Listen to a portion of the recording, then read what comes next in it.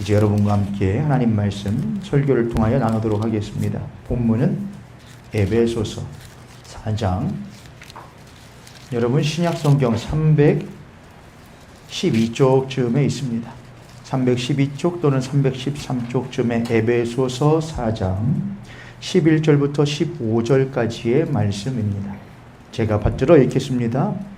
그가 어떤 사람은 사도로, 어떤 사람은 선지자로, 어떤 사람은 복음 전하는 자로, 어떤 사람은 목사와 교사로 삼으셨으니 이는 성도를 온전하게 하여 봉사의 일을 하게 하며 그리스도의 몸을 세우려 하심이라. 우리가 다 하나님의 아들을 믿는 것과 아는 일에 하나가 되어 온전한 사람을 이루어 그리스도의 장성한 분량이 충만한 데까지 이르리니 이는 우리가 이제부터 어린아이가 되지 아니하여 사람의 속임수와 간사한 유혹에 빠져 온갖 교훈의 풍조에 밀려 요동하지 않게 하려 함이라. 오직 사랑 안에서 참된 것을 하여 범사에 그에게까지 자랄지라.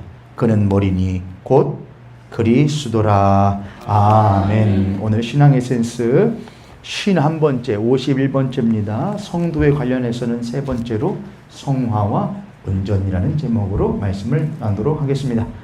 허리가 좋지 않아서 헬스를 시작한 지 3년이 됐거든요.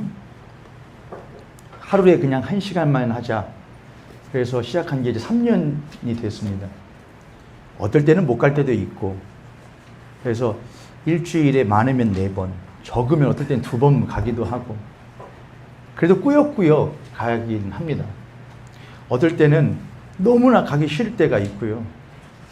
가는 길에 제가 저희 하이미를 아이를 아파트 풍경채 아파트에서 내려주고 바로 현대 아파트 저쪽 가면 있는 얼마 안 됩니다. 한 3분이면 가는 거리인데 그 3분 사이에 핸들을 꺾고 싶은 충동과 유혹이 한 3-4번은 오는 것 같습니다. 오늘은 날씨가 너무나 무엇하다, 덥다, 온갖 핑곗거리를 찾죠. 얼마 전에 제가 다니는 헬스장이 이제 상호를 바꾸고 대표가 바뀌었던데, 그러면서 엘리베이터에다가 또 헬스장 입구에다가 뭘 붙여놨어요. 포스터를 붙여놨는데, 대개는 헬스장에 포스터를 무슨 포스터를 많이 붙이죠, 여러분? 헬스장에 포스터 뭐 붙여요? 헬스 트레이너들이 이제 속옷만 입은, 그걸 바디 프로필이라고 하는데, 헬스 한 트레이너들이 속옷만 입은 상태로 딱 사진을 찍은 근육질의 몸을 포스터로 쫙 뽑아서 붙여놨더라고요. 너무나 가기 싫은데 어떻게든 가서 엘리베이터를 누르고서는 엘리베이터가 쫙 열리는데 포스터가 딱 붙어 있는 거예요. 그걸 보고 무슨 생각을 제가 할까요? 제가 무슨 생각을 하면서 그 포스터를 볼까요? 나도 저렇게 되고 싶다. 물론 여러분들이 좋아하실 일은 아닙니다. 제 아내만 좋아하겠죠. 나도 저렇게 되고 싶다 라는 생각을 하면서 딱 탑니다. 그런데 갔는데 제가 가는 시간은 이른 시간이어서 대개는 이제 직장인들 막 운동 끝나고 출근하는 사람들이 있거나 아니면 늦게 하시는 사람들이 있기 때문에 젊은 사람들은 많지 않습니다. 대개는 제가 봤을 때 적으면은 60대 후반, 많으면은 70대 후반까지 어르신들이 운동들을 하고 계셔요. 제가 거기에 가면은 무슨 생각을 하느냐? 야, 여기서는 누가 제일 낫네? 내가 제일 낫네. 그렇죠. 그럴 수밖에요. 아무리 거기 보면은 운동 진짜 열심히 하시는, 하루도 안 빼먹고 오시는 것 같아요. 어르신 계시거든요. 하지만 그렇다고 하여 그분의 몸이 그렇지는 않습니다. 운동한 만큼은 될 수가 없죠. 그러니 그걸 보면서 여기서는 누가 낫네? 제가 낫네. 그런데 그렇게 자신만만하게 운동을 하고 있는 제 눈에 헬스장 문이 열리더니, 문이 열리네요. 그대가 들어오죠. 한 젊은 청년이 한 명이 운동하러 들어오는데 딱 보면 알거든요. 저 사람 못한 사람이구나. 운동한 사람이구나. 어깨가 벌써 하더니 가방을 탁 내려놓고 우통을 탁 벗습니다. 안에 런닝을 입었는데 제가 그 가까이로는 가냐 안 가느냐? 안 갑니다. 그냥 멀찍이에서 그 사람이 어떻게 운동하는지만 볼 뿐이죠. 볼 뿐이죠. 그러면 제가 마음속에 이런 생각을 했거든요. 내가 이제 헬스장을 바꿀 때가 왔다. 나는 이 헬스장에 오는 목적이 무엇이냐? 나보다 조금 덜한 사람들을 보면서 상대적 위안을 받고 싶어서 오는 것이지, 내가 그 포스터에 붙어있는 트레이너들처럼 되고 싶어서 오는 것은 아니거든. 하면 제가 헬스장을 바꾸기로 했습니다. 하고 제 아내한테 가서, 여보, 나 헬스장 그만 갈래. 죄송해요 여러분. 여러분들 연세 있으시거나 운동 안 하시는 분들 비하는 거 아니에요? 서부권 체육센터 있거든요. 배산 밑에요. 거기는 거의 다 어르신들입니다. 나 거기로 가야겠어. 거기 가면은 아무리 해도 젊은 사람도 안 오니까 거기선 내가 뭐야? 라는 생각을 하진 않았고, 만약 제가 그렇다면은 저는 운동할 필요가 없는 거죠. 목사님, 건강하려고 운동하지 몸 만들려고 운동해요? 그건 운동을 모르시는 분들이에요. 운동은 무엇 하려고 하는 것이냐? 자기 만족을 위해서 하는 거거든요. 운동을 통해서 변화된 내 외형, 운동을 통해서 변화된 내 내형, 그걸 보면서 뭘 느끼는 거냐? 내가 예전보다 무엇해졌네? 달라졌네? 라는 만족을 갖기 위해서 운동하는 것이에요. 그래서 제가 가기 싫어도 간다, 더워도 간다, 웬만하면 간다, 어지간하면 간다, 비가 와도 간다, 눈 와도 간다 라고 한 게 3년이 됐습니다. 어떻게 여러분 보실 때 3년 전보다 그냥 같죠? 여러분 보실 때는 머리만 보이시니까, 그렇죠? 저 혼자서는 거울 보면서 달라졌네 라는 생각합니다. 학교에 반 전체 아이들이 50명인데 그 반 평균은 항상 시험을 보면은 반평균 점수가 70점이었습니다. 근데 거기에 75점을 맞는, 평균 75점을 맞는 학생이, 우리 반 평균이 70점인데 나는 75점이니 우리 반에서는 그래도 내가 뭐네? 상위권이네? 라고 생각을 하고 있었습니다. 근데 어느 날 저기 위쪽 지방에서 한 아이가 전학을 왔습니다. 전학을 온 이후로 첫 번째 시험을 봤는데 그 아이가 평균 95점을 맞아버렸습니다. 그때부터 그 반 50명의 아이들은 동요를 하기 시작합니다. 그 아이가 옴으로 말미암아 그전에는 느낄 수 없었던 상대적 박탈감을 느끼게 되었습니다. 저 아이가 오기 전에는 우리는 전부 다 70점짜리들이었는데, 저 아이가 온 이후부터 70점이 그냥 우리끼리 너무 좋았는데, 그 아이가 온 다음부터 우리는 70점짜리들이 되어버린 겁니다. 그 상대적 박탈감 속에서 아이들은 두 가지 선택을 해야 됐습니다. 첫 번째는 뭐냐? 저거 제껴. 우리랑 똑같이 만들자. 공부하려고 하면 옆에 가서 추적거리고, 공부 좀 하려고 하면 옆에 가서 재밌는 거 보여주고, 어떻게든지 그 아이도 우리와 똑같이 평균 70점에 맞춰야겠다. 그것의 제일 주동자는 75점 맞는 아이였습니다. 내가 상위권인데 쟤 때문에 중위권을 빌려놨어. 이렇게 결정을 하거나, 또 하나는 우린 지금까지 75점이면 그래도 괜찮다 생각했는데 95점짜리 오고 보니까 우리 뭐였네? 우물한 개구리였네. 이제 우리 그만 놀자. 놀 만큼 놀았다. 우리도 한번 쟤만큼 뭐 해보자. 공부 한번 해보자. 그래서 막 하더니 평균이 80점이 됐대요. 그냥 예화지만 어디서나 들을 법한 짧은 이야기지만은 그래도 뭔가 깨달을 만한 쉬운 이야기지요. 우리가 지금 성도에 대해서, 신자됨에 대해서 배우고 있는데, 신자됨의 첫 번째가 무엇이냐면은 하나님의 은혜로 말미암아 그를 택정하시고 미리 택하시고 우리에게 구원할 방도를 미리 준비해 주심으로 말미암아 그 십자가의 은혜를 믿기만 하면 무엇 하시기로? 구원하시기로 작정하셨다. 그 작정하심에 의하여 우리가 그 부르심으로 말미암아 구원을 얻게 되었다. 그래서 그 첫 번째 주어지는 것이 바로 칭의, 거룩하다, 의롭다 칭하여 준다. 중생, 다시금 새롭게 태어나 옛사람은 무엇하고 죽고 새롭게 태어난다. 양자됨. 그런 이제 악한 사탄 마귀의 자녀가 아니라 거룩하신 하나님의 무엇 되었다? 자녀 되었다. 그래서요. 그런데 뭐예요? 칭의 좋지요. 중생 좋지요. 양자 되는 거 좋지요. 그래서요.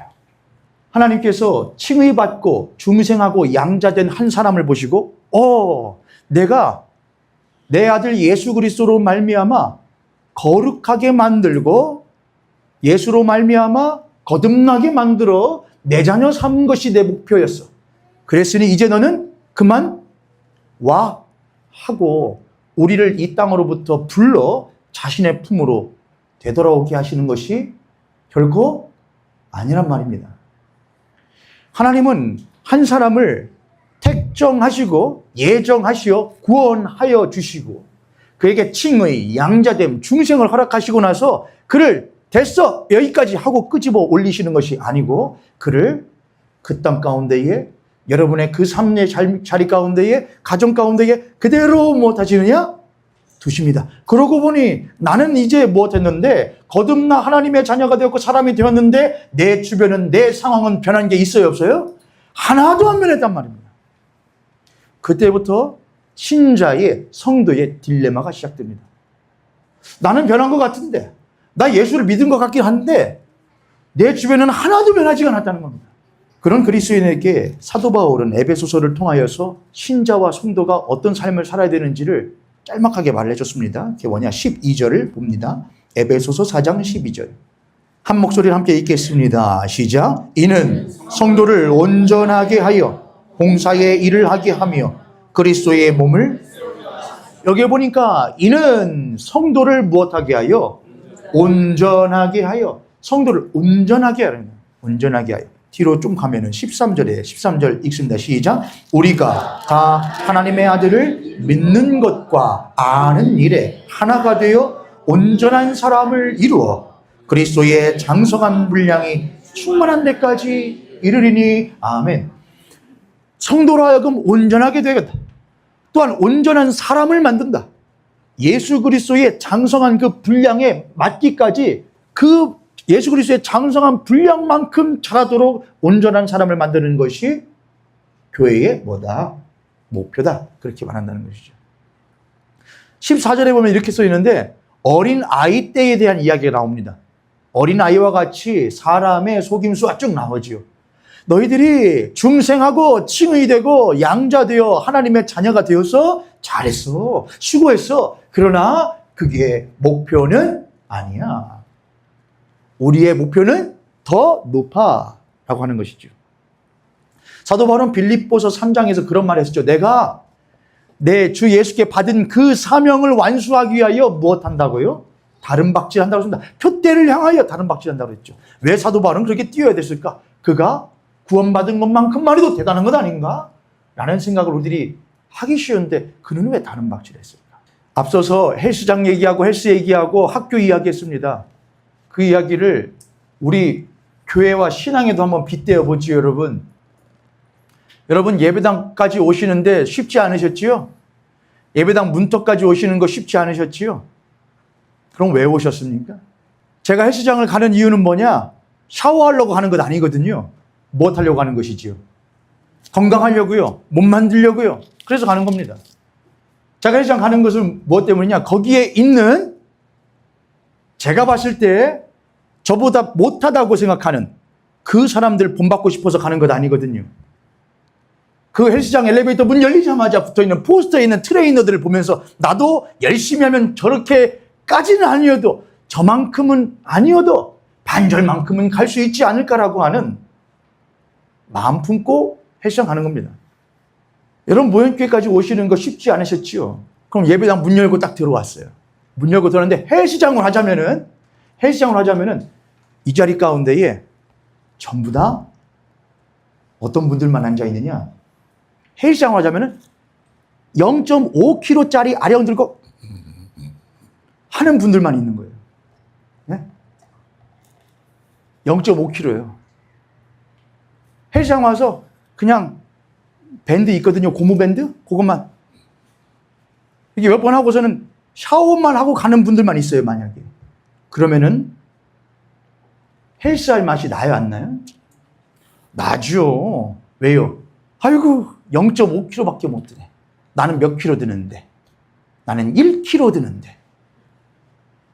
아유, 저 고무 저거 요거 짧은 거 하고 하네. 나는 그래도 조금 두꺼운 거 하고 하는데.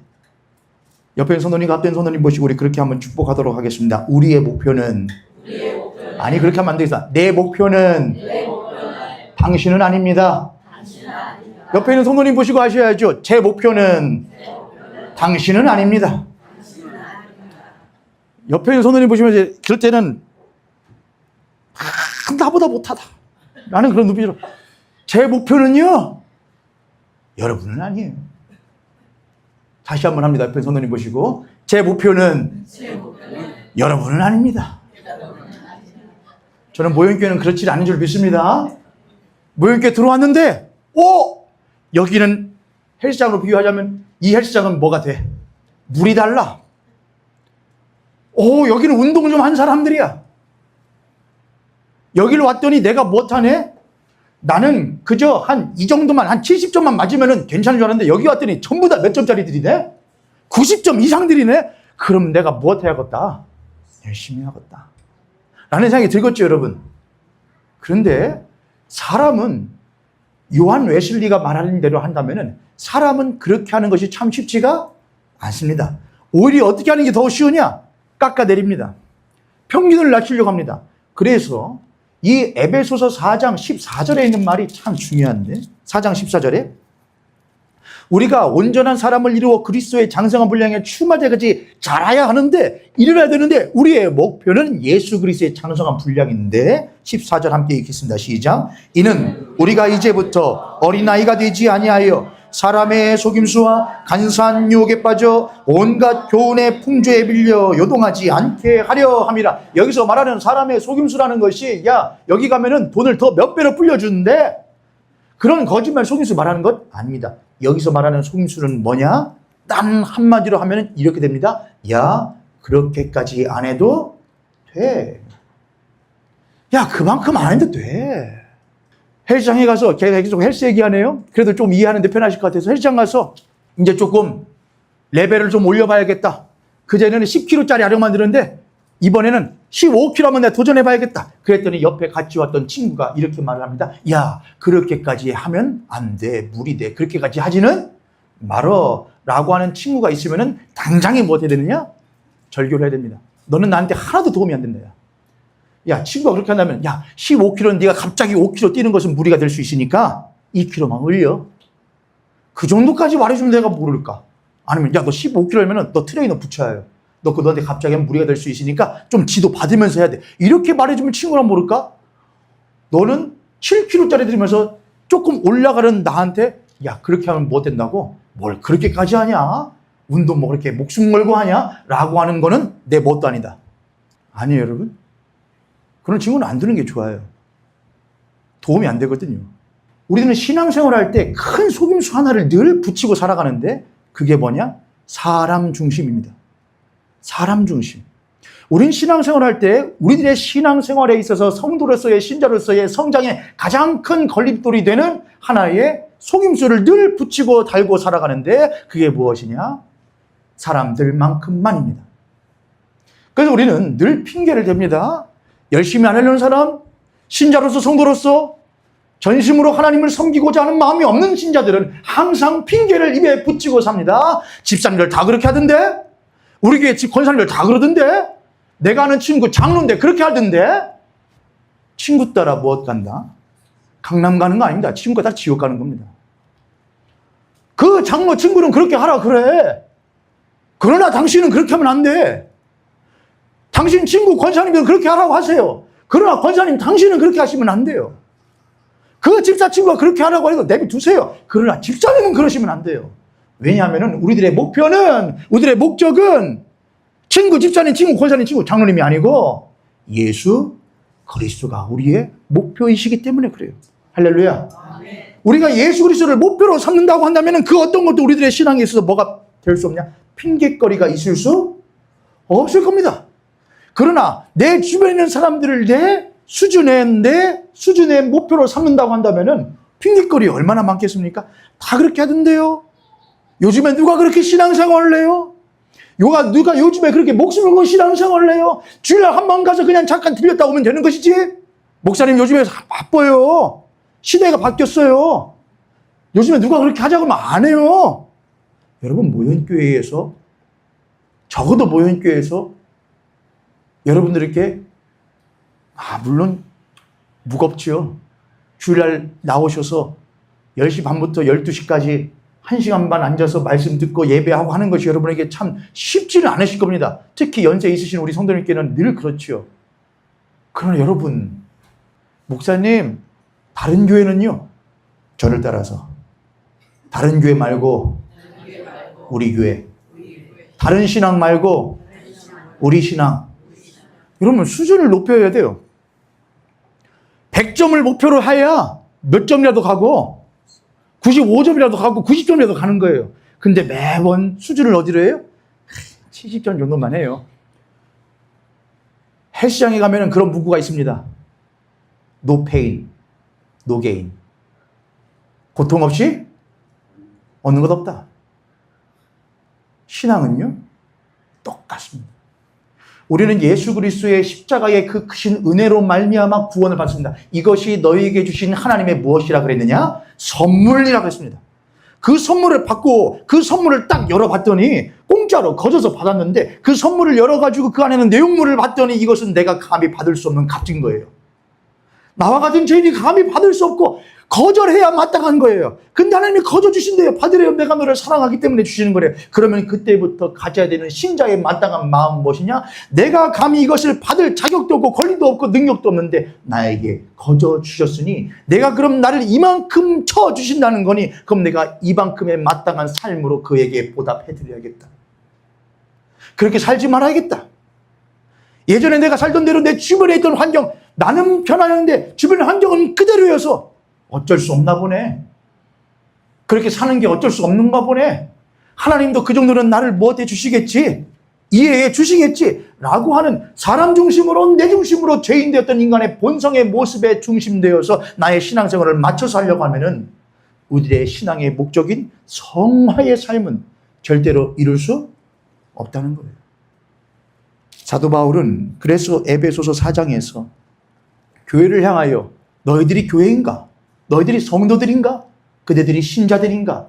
그렇다면은 무엇하여야 된다? 12절에는 교회는 성도를 무엇하게 하는 것이냐? 온전하게. 여기서는 온전이라는 말이 있는데 저희 교회가, 모현교회가 기독교 대한 성결교회인데 성결교회의 형님뻘 되는 교단이 감리교회입니다. 감리교회의 시초가 누구냐? 존 웨슬리라고 하는 사람입니다.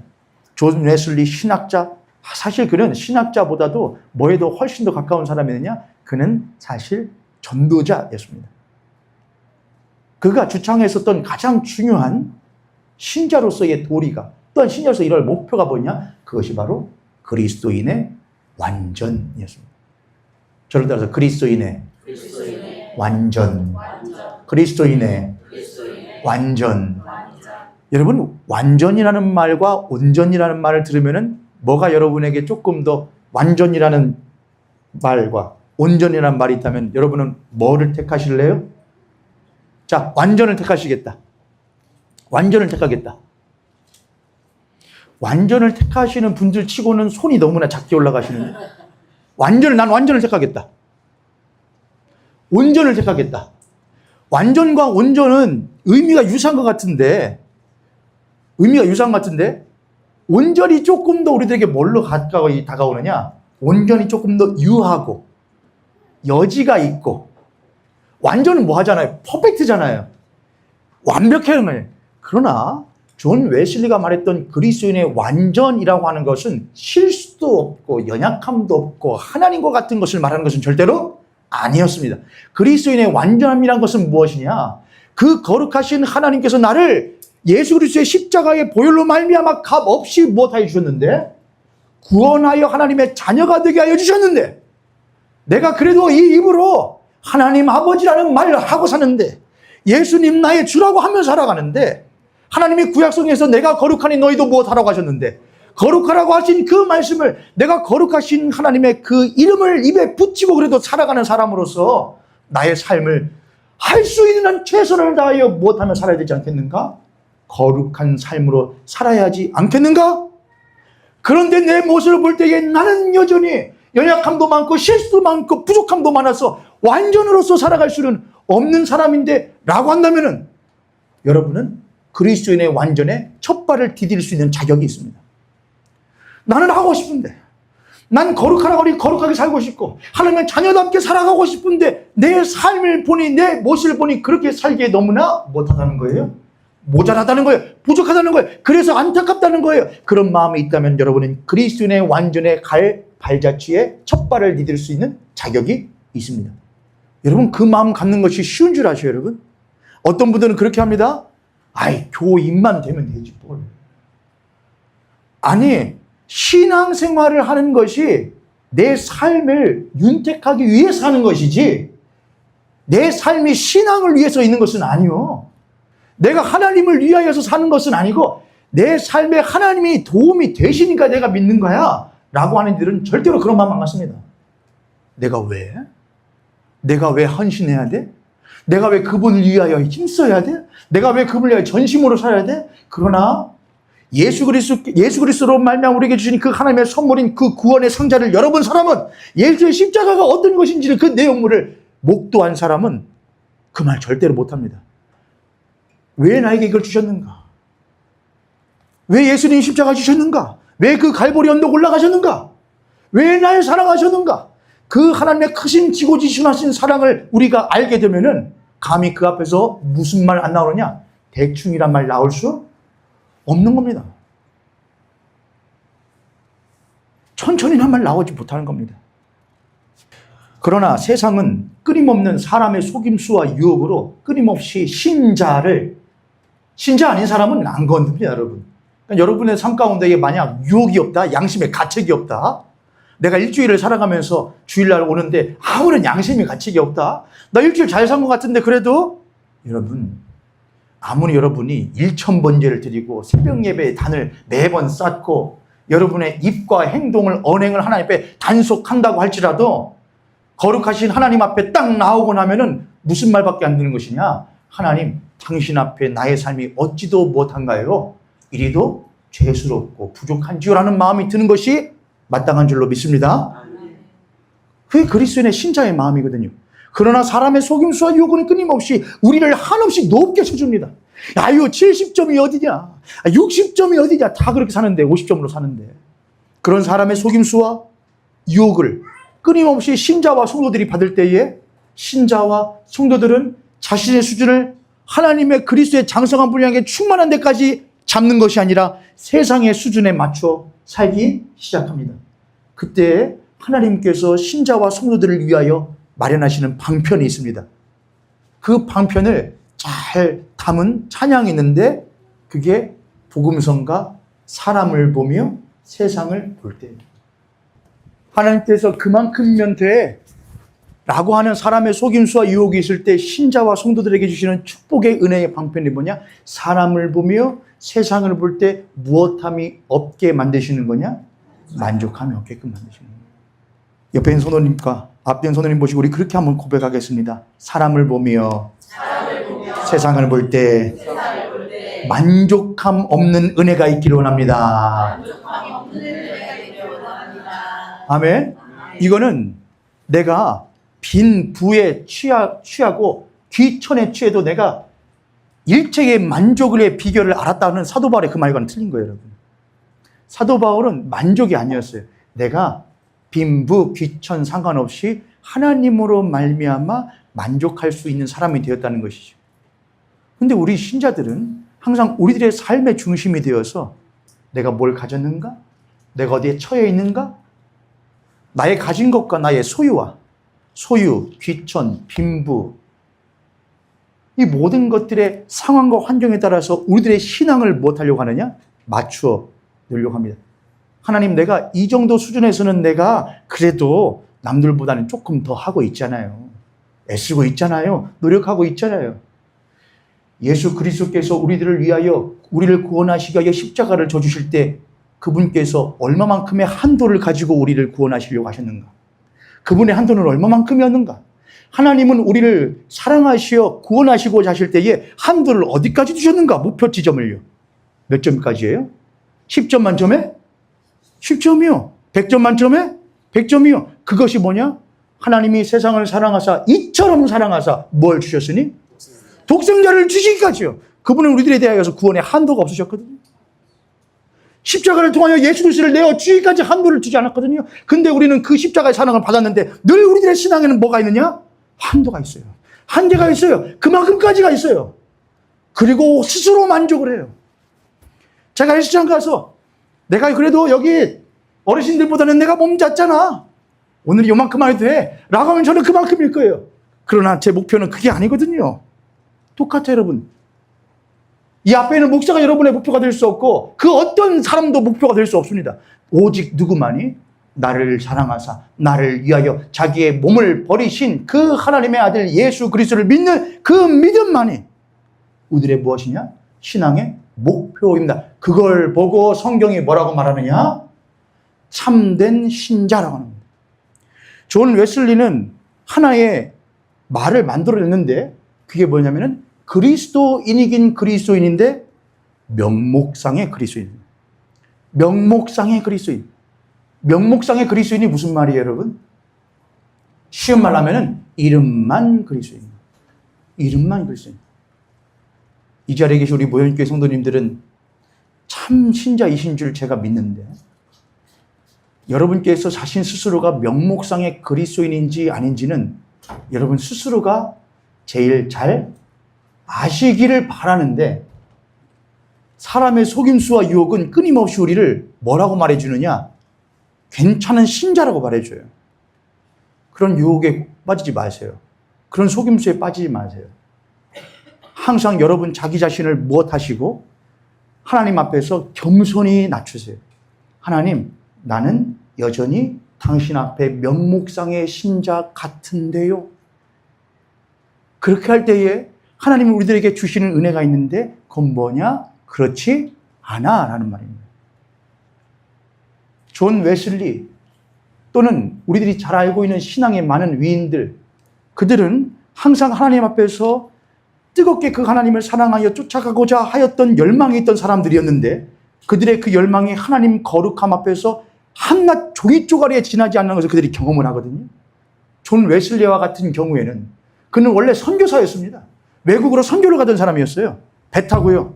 근데 그가 배 타고 돌아오는 선교지에서 선교의 실패를 경험했다고 생각하고서는 낙심하여서 다시 고국으로 돌아옵니다. 돌아오던 길에서 배가 풍랑을 만나요. 죽음의 위기를 경험한 거죠. 근데 거기에서 선교사였던 이 존 웨슬리가 마음에 뭐를 갖게 되느냐? 죽음의 두려움을 갖게 되는 거예요. 선교를 나가서 사람들에게 예수를 믿으라고, 예수를 믿게 되면은 생사가 우리들에게 중요하지 않게 된다고, 예수가 우리들의 삶이라고 말했던 선교사가 배 타고 돌아오다가 풍랑을 만나니까 죽음의 위기를 겪으면서 두려움을 갖는 거예요. 그런데 그때 들려오던 찬양과 기도 소리를 들어요. 그게 모라비안 교도들의 찬양과 기도 소리였어요.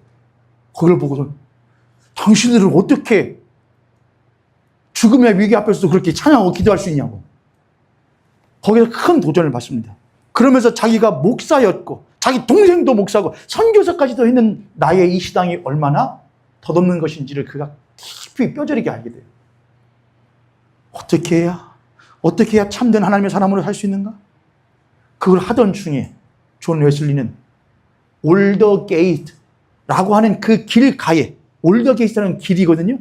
그 길가에서 집회가 있다는 말을 듣고 그 집회에 참여하게 됩니다. 작은 집회인데 거기서 로마서에 있는 서문, 모든 사람이 죄를 범하였으며 하나님의 영광에 이르지 못하더니, 나는 그 말이 알고 있던 말이었는데, 외우던 말씀이었는데, 심지어 전했던 말씀인데 그의 마음을, 그의 심령을 뚫고 들어오게 돼요. 그가 그 말을 듣고서는 그날 밤에 집에 가서 뒹굴기를 시작합니다.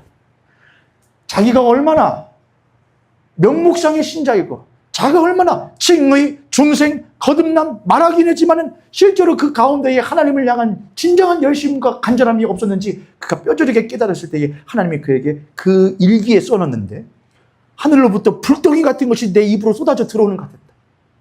그것이 내 뱃속에 들어가서 나의 배를 뜨겁게 만들어가지고 내가 참을 수가 없어. 띠글띠글 굴렀다고 기록되어 있어요. 일기에.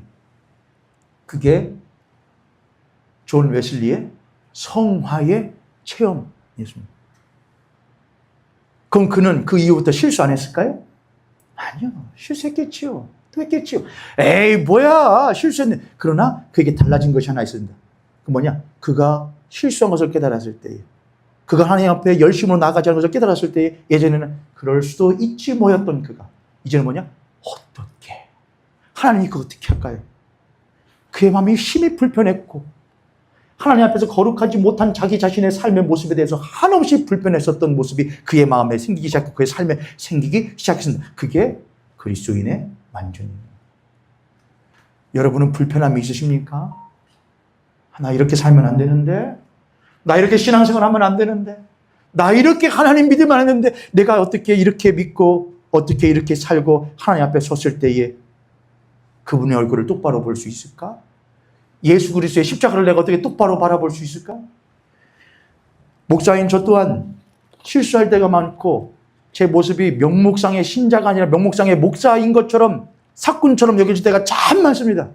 그럴 때는 서재에 걸려져 있는 십자가가 있는데, 예배당에 걸려있는 십자가가 있는데 그거 똑바로 못 봅니다. 외면하고 싶고 안 보고 싶고 그냥 편하게 있고 싶고.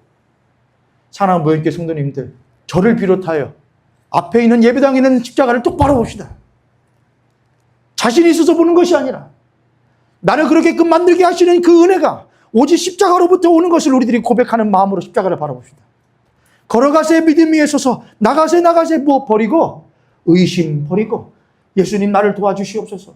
나 그렇게 사는 신자 되고 싶지 않습니다. 온전한 그리스도인 되어 온전한 사람 되어 그리스도의 장성한 분량에 충만 데까지로 당신 앞에 섰을 때에 잘하였다. 충성된 종아 내 잔치에 참여해라 라는 말 듣는 신자로 살고 싶사오니 내 힘만으로 못하오니 주님 당신 앞에 무릎 꿇을 때에 그 꿇는 무릎에 힘을 더하여 주시옵시고 당신 앞에 두 손 붙잡을 때에 나의 두 손 가운데 힘을 더하여 주시옵시고 눈물을 흘릴 때에 나에게 하나님은 은혜를 베풀어 주시어서 주 예수 그리스도로 말미암아 성령 충만한 그리스도인의 완전에 이른 삶을 살 수 있게 주님 도와 주시옵소서. 그렇게 기도하는 참된 신자 우리 성도님들 되시기를 주님의 이름으로 축복합니다.